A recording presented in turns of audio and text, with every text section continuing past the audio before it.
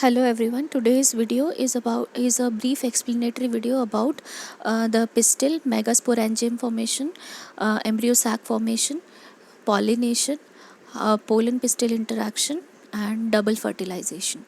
Right. So first of all, we'll move to the pistil. The pistil is the female part of the flower, that is the gynoecium of the flower. Now the pistil may be a single pistil which is known as the monocarpal, or it could be many pistils which is known as the multicarpal. Now if it is monocarpal, then there is no problem, but it is multicarpal means जब जो gynoecium है उसमें बहुत सारे pistols हैं, तो उसमें दो कंडीशंस होती हैं। या तो पिस्टल फ्री होते हैं जिसको हम कहते हैं एपोकार्पस, ठीक है, और या फिर एपोकार्पस फ्लावर होता है, एपोकार्पस गाइनोशियम होता है, और या फिर जो पिस्टिल होते हैं वो फ्यूज्ड होते हैं जिसको हम कहते हैं सिनकार्पस, ठीक है। जो पिस्टिल है उसके 3 पार्ट होते हैं, स्टाइल, स्टिग्मा और ओवरी, जैसा आपने 10th में भी पढ़ा है। जो ओवरी होती है वो मेन पार्ट होता है, बल्ज पार्ट होता है नीचे, जिसमें आपका एम्ब्रियो डेवलप करता है। जो स्टिग्मा होता है वो लैंडिंग प्लेटफॉर्म होता है फॉर द एंथर्स, और जो स्टाइल होते हैं वो आपके it is a hollow tube, जो ऊपर से जो पोलन ट्यूब डेवलप होता है फ्रॉम द पोलन ग्रेन्स, ठीक है। जो पोलन ग्रेन से पोलन ट्यूब डेवलप होता है उसको ले जाने का काम करते हैं नीचे तक, ओवरी तक। अब हम जो ओव्यूल है, ovule is the main female gametophyte of a flower, और ओव्यूल का स्ट्रक्चर हम एक बार पढ़ेंगे। जो ओव्यूल है it is present in the ovary, and it is different placentations are there about which you have studied in class 11th। placentations होती है जिसमें ओव्यूल्स किस तरह से अरेंज्ड होते हैं ओवरी के अंदर। अब जो ओव्यूल है वो प्लासेंटा से अटैच होता है with the help of a stalk which is known as the funicle, और जहाँ पे ये फ्यूनिकल ओव्यूल से जुड़ी हुई होती है, एक स्टॉक है यानी एक डंडी है जो ओव्यूल को प्लासेंटा से जोड़ने का काम करती है। जहाँ पे ये डंडी ओव्यूल के साथ जुड़ी हुई होती है उस एरिया को या उस रीजन को हम कहते हैं हाइलम। हाइलम रीजन होता है ओव्यूल पे जहाँ पे फ्यूनिकल जुड़ी हुई होती है। अब ओव्यूल में आपके 2 प्रोटेक्टिव कवरिंग्स होती हैं जिनको इंटेग्यूमेंट्स कहा जाता है। इंटेग्यूमेंट्स आपके न्यूसिलस को, एक न्यूसिलस अंदर एक मास ऑफ सेल होता है, ग्रुप ऑफ सेल होता है, उसको कवर करके रखता है। ये जो न्यूसिलस है ये मेन रोल प्ले करता है in the formation of embryo sac या फिर मेन फीमेल गैमेटोफाइट में। नाउ जो इंटेग्यूमेंट है वो कवरिंग तो देता है न्यूसिलस को, लेकिन जो कवरिंग है वो पूरी नहीं होती है, इट इज़ नॉट कंप्लीट। एक जगह पे खुली हुई होती है जिसको हम माइक्रोपाइल कहते हैं। आप जब बीज देखेंगे, कोई भी बीज देखेंगे, तो वहाँ पे आप देखेंगे कि एक साइड में एक पॉइंट होता है जो आपको थोड़ा सा छोटा सा छेद जैसा लगेगा, कोई भी देखेंगे तो, ठीक है। चले चाहे आप छोला देख लें, चाहे आप राजमा देख लें, या कोई भी आप सीड देखेंगे तो वहाँ पर आप देखेंगे एक छोटा सा छेद होगा, that hole is the micropyle, और उस माइक्रोपाइल के थ्रू एक्सचेंज ऑफ गैस होती है, उस माइक्रोपाइल के थ्रू ही वाटर अंदर जाता है, ठीक है। तो वो ओपनिंग है और वहाँ पे इंटेग्यूमेंट आपका कंप्लीटली बंद नहीं है, वो एक जगह है जहाँ पे इंटेग्यूमेंट खुला हुआ है।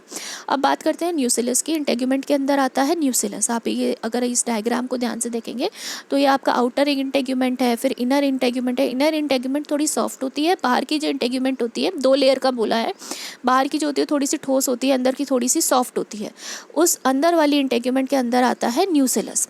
अब ये जो आपको डायग्राम दिख रहा है, इस डायग्राम में एम्ब्रियो सैक बना हुआ है, यानी ये एम्ब्रियो सैक डेवलप हो गया है, लेकिन स्टार्टिंग में एम्ब्रियो सैक डेवलप नहीं होता है। स्टार्टिंग में खाली न्यूसिलस होता है।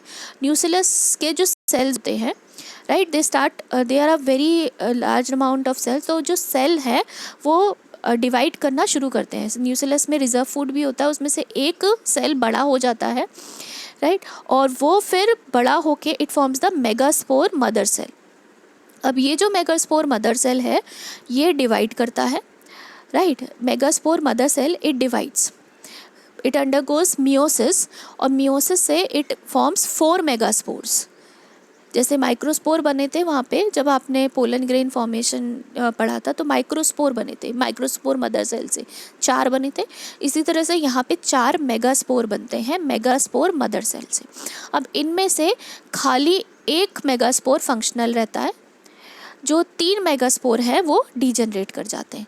ऐसे, और ये जो फंक्शनल मेगास्पोर है, जो बड़ा वाला है, ये एम्ब्रियो सैक फॉर्मेशन करता है। ठीक है, ऐसे ये जो मेगास्पोर बना है, 4 में से 3 डिजेनरेट हो गए, 1 रह गया, 1 ने एम्ब्रियो सैक बनाया। इस तरीके के एम्ब्रियो सैक फॉर्मेशन को हम कहते हैं मोनोस्पोरिक। ठीक है, अब ये यहाँ पे हम थोड़ा डिटेल में पढ़ेंगे कि एम्ब्रियो सैक बनता कैसे है। पहले जो मेगास्पोर मदर सेल आया, राइट, जो फंक्शनल, उसने मेगास्पोर मदर सेल ने फंक्शनल मेगास्पोर बनाया। अब जो फंक्शनल मेगास्पोर है, उसके अंदर का जो न्यूक्लियस है वो माइटोसिस करता है। आपने माइटोसिस मियोसिस पढ़ा होगा, तो ये जो न्यूक्लियस है ये माइटोसिस करता है, इक्वेशनल डिवीजन, और 2 न्यूक्लियस बनते हैं। ये जो 2 न्यूक्लियस होते हैं ये ऑपोजिट साइड्स में जाते हैं, एक ऊपर माइक्रोपाइल की साइड जाता है, एक कैलेजा की साइड जाता है। ठीक है, उसके बाद ये फर्दर डिवीजन करते हैं, फर्दर डिवीजन करके 4 सेल बन जाते हैं, 2 ऊपर 2 नीचे। उसके बाद फिर फर्दर माइटोटिक डिवीजन होता है। ये तब तक होता है जब तक कि 8 न्यूक्लियस नहीं बन जाते हैं, सॉरी नॉट सेल्स, न्यूक्लियस बनते हैं। ठीक है, इस तरीके के डिवीजन जहाँ पे सिर्फ न्यूक्लियस डिवाइड हो रहा है, कोई सेल फॉर्मेशन नहीं हो रहा है, उसे कहते हैं फ्री न्यूक्लियर डिवीजन।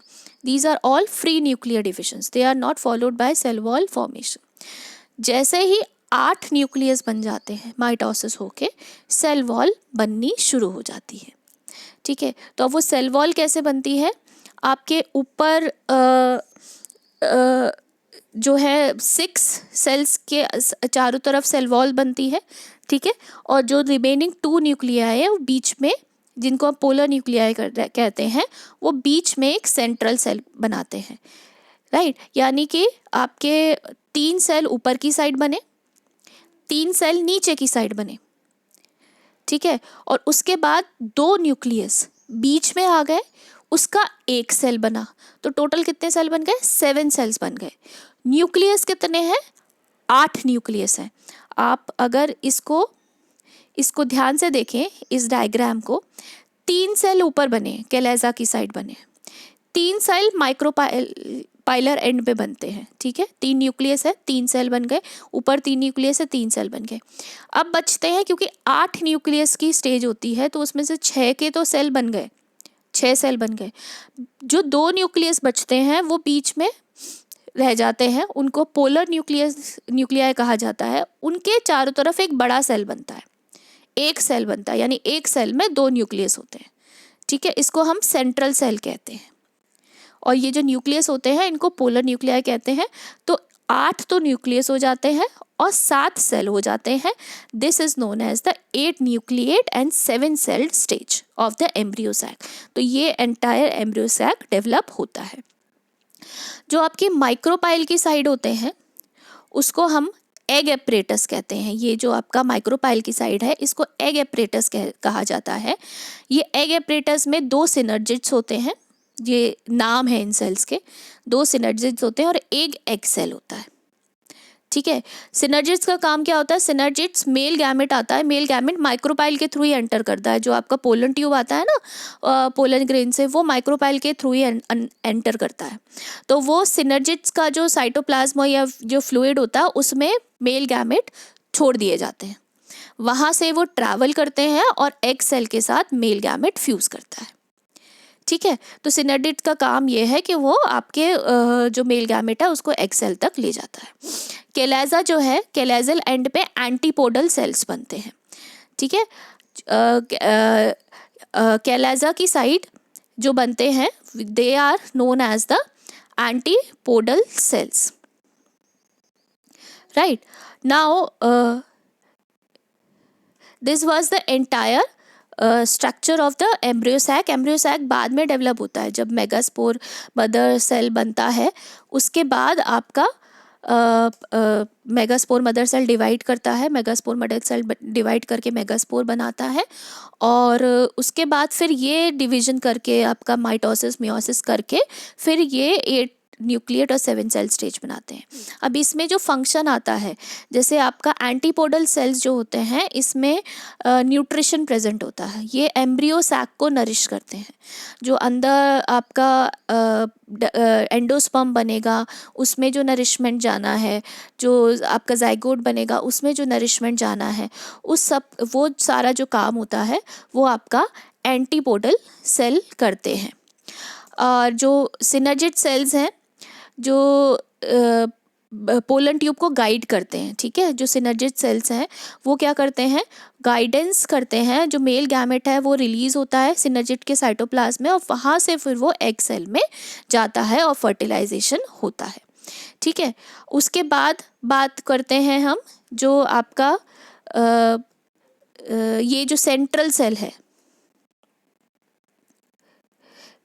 जो सेंट्रल सेल है ये काम करता है एंडोस्पर्म फॉर्मेशन का, ठीक है। ये डबल फर्टिलाइजेशन में या एंडोस्पर्म फॉर्मेशन में रोल प्ले करता है, जिसके बारे में हम आगे पढ़ेंगे। Now we come to the next topic, that is pollination. What is pollination? That you had studied in class 10th also, you might have studied in class 11th also, that it is the transfer of pollen grains from the anther to the stigma, right? It could be of the same flower, it could be of the same flower of the same plant, or it could be between two different flowers of two different plants. On the basis of what kind of transfer takes place, right? What kind of flowers are involved in the transfer? It is of various types, right? These are three main types. First is autogamy. Autogamy का मतलब है same flower है, उसी का same anther है और उसी का स्टिग्मा है, ठीक है। तो एंथर आपका मैच्योर हुआ, उसमें से पोलन ग्रेन निकले और वो जाके उसके स्टिग्मा में गिर गए, ठीक है। तो इसको कहा जाता है ऑटोगैमी। अब ऑटोगैमी के लिए क्या होता है कि इन दोनों के बीच में देखिए जो स्टिग्मा है हमेशा रिसेप्टिव नहीं रहता, उसे मैच्योर होना पड़ता है। स्टिग्मा ऐसा नहीं है कि वो बना और वो लेने लगेगा पोलन ग्रेन्स, नहीं, उसकी एक मैच्योरिटी होती है कि और रिसेप्टिविटी होती है कि कब वो रिसीविंग होता है आपके पोलन ग्रेन्स के लिए। तो इन दोनों के बीच में सिंक्रोनाइजेशन होना चाहिए। इसका मतलब क्या है कि आपका जब आपका पोलन ग्रेन रिलीज हो रहा है उसी टाइम पे आपका स्टिग्मा जो है वो रिसेप्टिव हो रहा है। अगर दोनों के बीच में सिंक्रोनी नहीं है तो ऑटोगैमी नहीं होगी, यानी कि वो दोनों जो पोलन ग्रेन है वो उसे फ्यूज नहीं कर पाएगा, यानी उस पर लैंड तो करेगा लेकिन वहाँ से पोलन ट्यूब नहीं फॉर्मेशन होगा, उसे कहा जाता है, ठीक है। तो और दूसरी चीज़ दोनों पास पास होने चाहिए। अगर दोनों पास पास नहीं होंगे, जो एंथर है आपका और जो आपका स्टिग्मा है, अगर वो पास नहीं होंगे तो भी ये जो प्रोसेस है, जो कंप्लीट ऑटोगैमी होती है, वो नहीं हो पाती है। अब इस बेसिस पे कि ये किस तरह से होती है, टू टाइप्स होती हैं इसके फ्लावर्स होते हैं। कैस्मोगैमस फ्लावर्स होते हैं जिसमें आपके दोनों जो फ्लावर है वो खुला हुआ होता है। तो क्या है, फ्लावर खुला हुआ है, स्टिग्मा है, एंथर है। तो ऐसा भी हो सकता है कि स्टेम एंथर के जो पोलन ग्रेन्स है वो स्टिग्मा पे लैंड कर जाए, या कहीं दूसरे फ्लावर के एंथर से पोलन ग्रेन्स आके आपके स्टिग्मा पे लैंड कर जाए।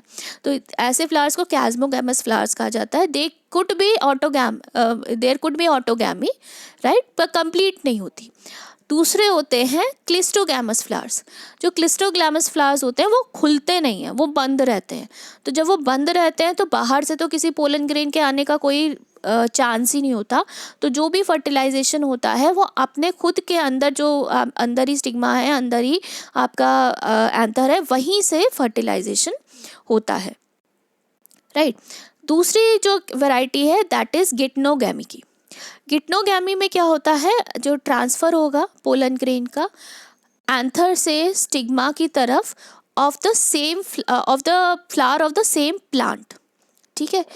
ये एक तरीके से क्रॉस पॉलिनेशन है, क्योंकि सेम फ्लावर में नहीं गिर रहा है, वो ट्रैवल कर रहा है। जो एंथर है उसे पोलन ग्रेन है उसे ट्रैवल करना पड़ रहा है, लेकिन प्लांट सेम है, फ्लावर सेम है, it is counted under autogamy. ये एक तरह से ऑटोगैमी भी होती है, बट यहाँ पे पॉलिनेटिंग एजेंट की ज़रूरत पड़ती है। फिर आती है जीनोगैमी। जीनो का मतलब ही होता है बिल्कुल डिफरेंट, ठीक है। तो यहाँ पे क्या हो रहा है कि there is a pollination between two different flowers, ठीक है। Pollination between two different flowers of different plant, plant भी डिफरेंट है, फ्लावर भी डिफरेंट है, और उन दोनों के बीच में जब पॉलिनेशन होता है तो उसे जीनोगैमी कहा जाता है।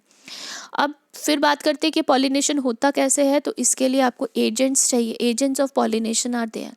एजेंट्स क्या है, दो तरीके होते हैं, एबायोटिक और बायोटिक। बायोटिक में आते हैं जो जीवित लिविंग बींग्स हैं जो पोलन का ट्रांसफ़र कराते हैं, और एबायोटिक में आते हैं हवा, पानी, ये आपके एबायोटिक एजेंट्स होते हैं पॉलिनेशन के।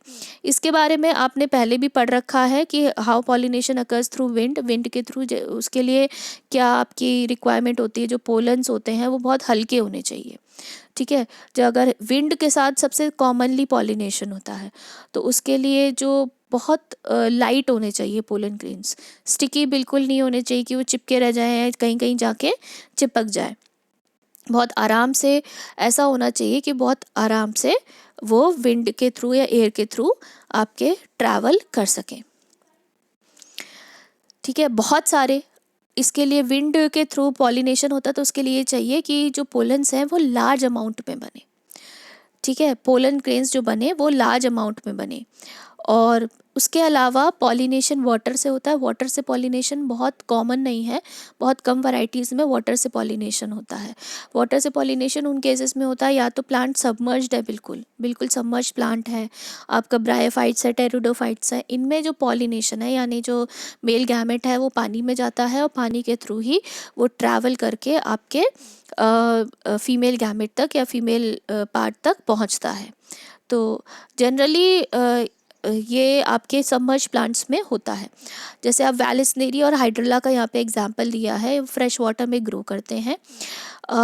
जो वैलिसनेरिया है, जो फीमेल फ्लावर है जो वो सरफेस पे आ जाता है। मेल फ्लावर अपने जो गैमेट्स हैं वो पानी पे छोड़ता है, वाटर सरफेस पे वो तैर के आते हैं, और जो फीमेल फ्लावर है वो उनको रिसीव करता है। तो in this way the pollination happens through water.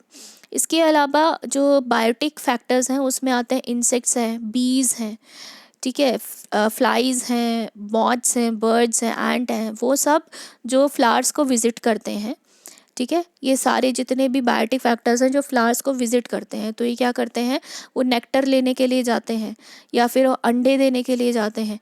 Flower में अंडे भी देते हैं, वो नेक्टर लेने के लिए भी जाते हैं।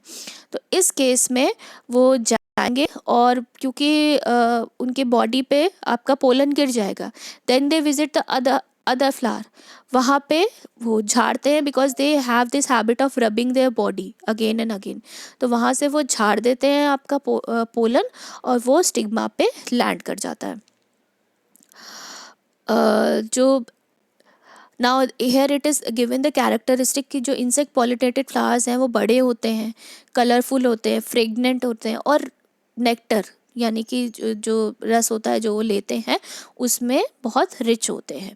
और बहुत सारे जब जब बहुत छोटे छोटे फ्लावर्स होते हैं तो वो इकट्ठा होकर एक पूरा बंच बना लेते हैं, राइट। इंसेक्ट्स जाते हैं खुशबू की तरफ ही जाते हैं, पिक्यूलियर स्मेल होता है उसकी तरफ ही खींचे चले जाते हैं, वहाँ पे इनकी कोटिंग हो जाती है, और कोटिंग होने के बाद ये दूसरी जगह पे पोलन को ट्रांसफ़र कर देते हैं, राइट।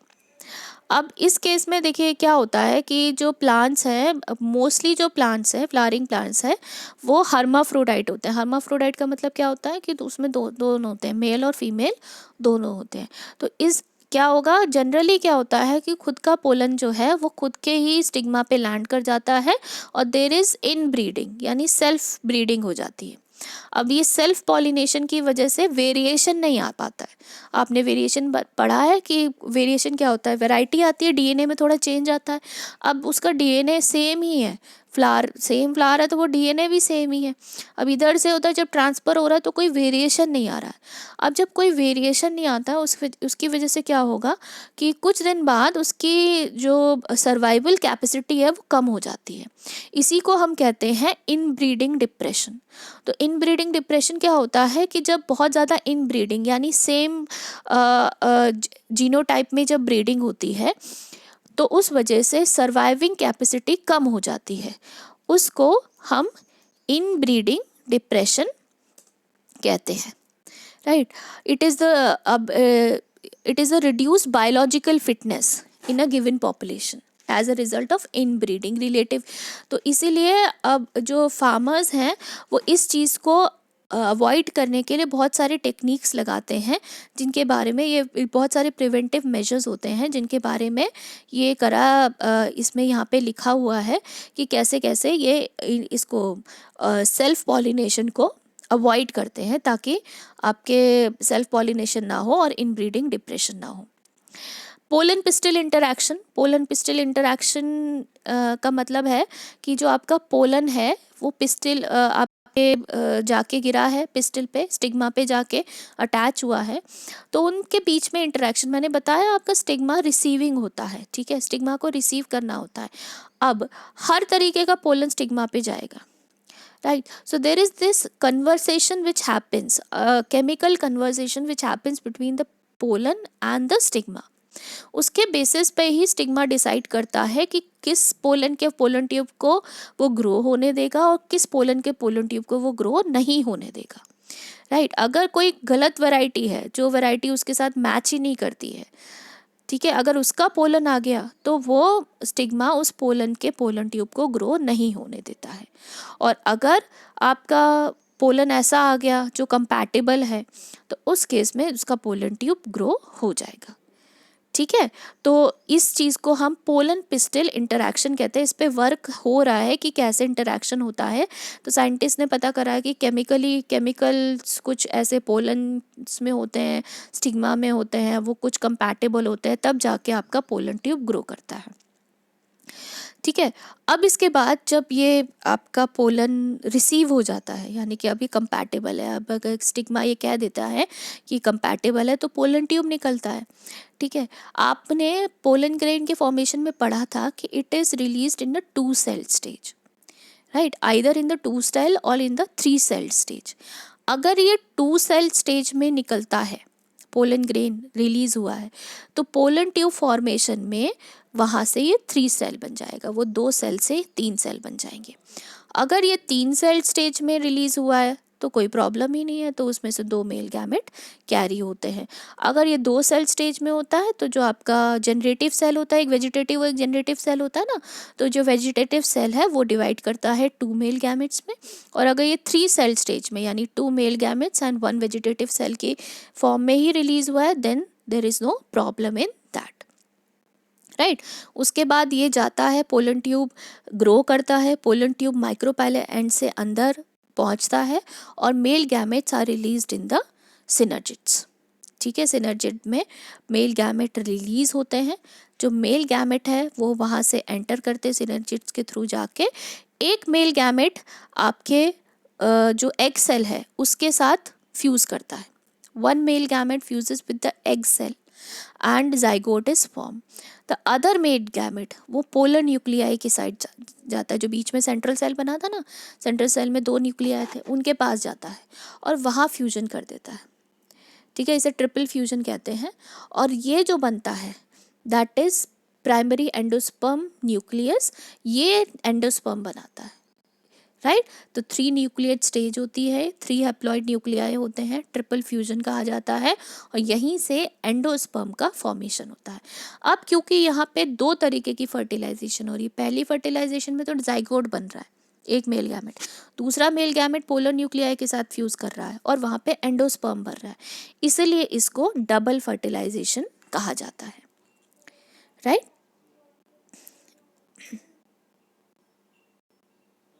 अब ये जो एंडोस्पर्म है, जो एंडोस्पर्म है उसमें जो प्राइमरी एंडोस्पर्म न्यूक्लियस है वो बहुत सारी न्यूक्लियर डिवीजन करता है, और ये फ्री न्यूक्लियर डिविजन्स होती हैं।